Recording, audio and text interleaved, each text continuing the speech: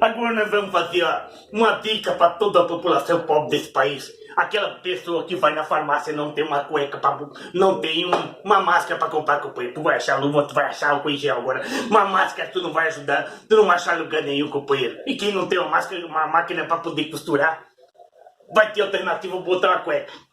Eu vou botar uma cueca aqui na patroa aqui para mostrar para todos vocês como é que faz, que o pobre, para não ser multado, como é que tu vai pagar 5 salários mínimos, meu irmão. Os caras estão dando 600 real, 1.200 real porque é pai solteiro, mãe solteira, companheiro. E os caras querem dar uma multa de 5 salários mínimos, companheiro. Tem muita gente que não ganha nem um salário, vai pagar 5 salários, que jeito, companheiro. Agora aí vai a dica. Pega uma cueca de preferência, uma que não tem furada, companheiro. Vai botar na cabeça, assim, companheiro.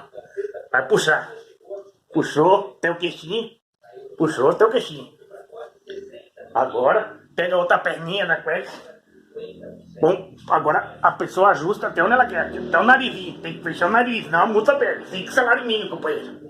Agora tu veio assim, companheiro, e fecha a cabecinha, tá bem protegida.